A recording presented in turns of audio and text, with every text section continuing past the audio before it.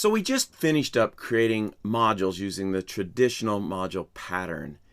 And we applied the namespace pattern to prevent polluting the global space when we created that single global variable. Now that we have created modules using the traditional module pattern, you can see that this pattern uses some important concepts such as closure and ifs.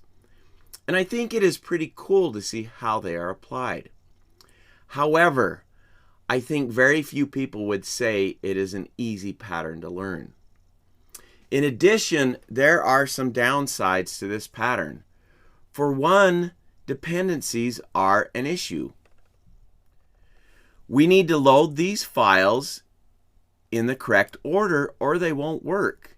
So that's a tricky thing to deal with. Second, even though we have done some work preventing the pollution of the global space, we are still placing a variable on the global space. And it is possible we could still run into problems. So as JavaScript was being used more widely, developers were thinking of better ways to create modules. CommonJS was a project to develop a better way. However, it was intended for JavaScript outside of a browser, specifically on a server, and was therefore adapted and used by Node. Now, one important reason that it took off in the server environment is that in CommonJS, the modules, the individual JavaScript files, are loaded synchronously. Well, that works fine on a server, but not great on a browser. Because in a browser, there are a lot of interaction with the user. The user's clicking on buttons and etc. And so asynchronously would be a better option. So let's take a look at CommonJS modules in the context of Node by creating a simple module. Now remember, Node is not the focus of this course, but even when you're doing front-end development, you may use Node extensively. And besides, you should at least understand how CommonJS modules work in Node. So let's just keep this simple. Now remember, Node has incorporated some of the keywords required by CommonJS to create modules. So those are available in Node, but they would not be available in JavaScript if we're using the JavaScript engine in a browser. And those keywords that we'll be looking at are require and module.exports. So let's go ahead and take a look at that. So I have here a single file, app.js. This is representing my main application. This may be the application that I need to grab modules and use within the application. So I'm going to do all of the running of these files in the console that's available in Visual Studio Code. So really quick, I'm going to open up the console. Let me just type a clear. This is my folder that I'm in, and I have one file as all, app.js. Now if I want to run that with Node, node space app. I can leave off the .js. We get a console log statement. This is the main file. So there we have app.js. Now let's say we now create a module. And in this module, we're going to call this utilities.js. But basically, we're going to have some functions that deal with formatting a name or working with names. So let's set that up. I'm going to use strict, and then let's create the first function. We'll just call it format name, and basically what it's going to do is it's going to accept a name that is listed last name comma first name, and it's going to return first name space last name. That's what it will do. Now, I'm going to set this up with regular expressions. If regular expressions is something that's new to you, I would recommend learning that. I think it's an important thing in JavaScript. So what we will do is return and then use the replace keyword. And what we're going to do is replace using a regular expression. So replace works in the sense that you search for something and then you replace it for something. So there are two parts to the replace function, and they're separated by a comma. So the first part is going to be the regular expression we're going to search for. It'll find a match, and then we'll replace it by switching those things it matches. We're going to capture them with capturing groups and regular expression. So here's how I set up my regular expression. Here's my first capturing group, comma, space, second capturing group. So that's the comma space between the last name, first name. And then we want to make sure that it matches word characters and one or more of them. And the same with the first name. Word characters, one or more of them, just like that. So that's our regular expression. Now, what are we going to replace that with? Well, it's very simple. We're going to replace it with what is captured. This is the second capturing group. This is the first capturing group. So we're going to replace it with the second capturing group. That's how we express that. Space, the first capturing group. And that will basically reverse the name for us. So I went in a little more detail on that because I realize some of you may not be as familiar with regular expressions and how to use them with replace. But that's what we can do there. So we have a function here, and we can check that out by putting a console log statement inside of this JavaScript file. And we'll call format name, and I'm going to pass in my name listed, last name, then first name, like that.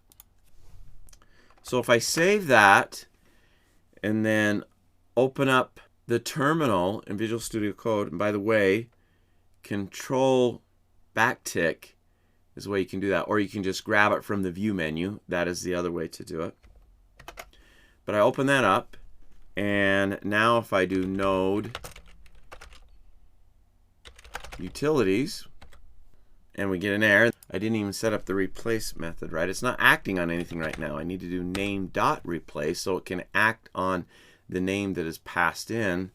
Let's go ahead and save that, and we'll run that again. And there we get Stephen Hancock. Let me do a clear here and run it again. There we go. So that reversed the first name, last name for us. All right. Now, what would happen if I took this console log statement here and I put it inside of app.js? Let's try to run that now. Node app. Well, as you can probably guess, we're going to get an error. Format name is not defined. Reference error. That's what it's telling us. Well, that makes sense. That makes perfect sense. But you may have expected what we see on a browser. Because they're both in JavaScript files, and because this is at the top level, that it would be available as a global to another JavaScript file. But that is not how it works. In Node, these become modules. And so now we have something called module scope. So everything is inside of this module, can be used inside that module, but not outside of it. And so it protects us. That's a great feature. That protects that global area we're talking about. So we can use the same variable here that we can use in this one. And we don't run into problems. So an important feature of the modules that are used within Node. So how might we access this file from within app.js? Well, this is where one of the keywords come in that was developed with CommonJS, and this is a require keyword. We can require that file in order to do things within our current file. So we do require, and then in parentheses we put quotes, and then we put the path to the file. So we need to designate our current directory, and it's in our current directory, and so all we need to do at this point is utilities, like that. And you can put the JS or you can leave it off, whichever you would prefer. It knows that you're trying to require a JavaScript file. So now if we save that and we open our terminal again. Let me clear it. And let's just run app.js again. Node app. I press return. Notice Stephen Hancock. We get that running first. Notice that right there. And then this is the main file. This console log statement is next. And then look what we get for this console log statement here. Console log format. Reference error. Format name is not defined. So what happened here? What's going on? Well, we required this file, and so it loaded the file and therefore ran the console log statement. That happened. That was the first thing that happened right here. Then it ran our console log statement, and then it tried to run this, but couldn't find format name. So simply loading this file doesn't make format name available. We have to talk about additional keywords that allows us to make these public. So right now, format name is not public. It cannot be used by app.js. We need to make it public. So how do we do that? Well, I'm going to remove this console log statement. We don't want to do console logs in there now that we're going to make format name public. But the way we do it is using module.exports, like this. And I'm going to set that equal to format name. So right now, the only thing that's going to be exported is the format name function, module.exports. So if I save that, now I have to make a change to my require statement back here. And that's because require is now returning something. It's not just loading the file, it's now returning something because we have a module.exports. And what is it returning? It's returning this function. So we want to assign that to a variable. So let's go ahead and set that up. Const. Now I could use format name. I could use the exact same variable that's over here. It wouldn't matter because they're not going to conflict. Or I could use something different. I'm going to do format n in this case. And so const format n, and we're going to require utilities. So now, if I change this reference down here to format n, save that. Now here in our terminal, let's run that again. Node app. This is the main file, and then we get the name reversed, logging to the console. So now we have access to this function because it was exported. We have access to it in this file because we assigned it to this variable using the require statement. All right. Now, what if we needed to export more than one function here? What if we had more than one thing that we wanted to export? Let's add another function. We'll just keep this one simple. Let's say we're going to call it uppercase name. So obviously all we're going to do is pass in a name, and then we're going to return the name dot uppercase to uppercase, like that. So now we have a second function. Let me close this terminal for a minute. So how do we get both of these so that they're public? Right now, the only one that's public is format name because of the way we've done that. So the only thing being exported for utilities is format name. So that's all we would get. Well, the way we make more than one thing public is we export an object. So I'm going to set up an object here. Now we could set this up by doing our concise syntax. So we could simply put format name here, comma, uppercase name, like that. Now we're exporting two different functions from this module, from utilities.js. So let's save that. And let's jump back here. And now let's look at how the require statement would change. Now what is being returned, instead of just being this function, what's being returned is this object. This is what we're exporting, so that's what we're getting back from the require statement here. So let's rename this to utils because it's got more than one utility. And now we can access those like this. utils.formatName. Let's stop right there and just run that one. So I'm going to open up the terminal. Run Node app again. We get it. It works correctly. We're now accessing it through an object, as we can see here. But let's also access that uppercase function as well. So let's just put these together.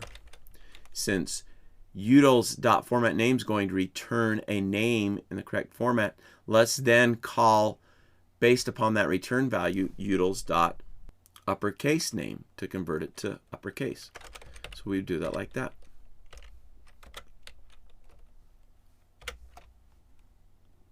And we'll need to put one more paren down here. All right, let's save that. In the terminal one more time, we're going to run that. There we go, and now our name is in uppercase. So, structure for exporting more than one thing from a module. And then what is returned from a require statement in that case is an object. And so then we use the dot syntax to access the different things that have been made public on that module. So that is CommonJS. That is modules in Node. Node took advantage of CommonJS. Now, really quick, in the next topic, we're going to talk briefly about CommonJS in the browser. So let's move on.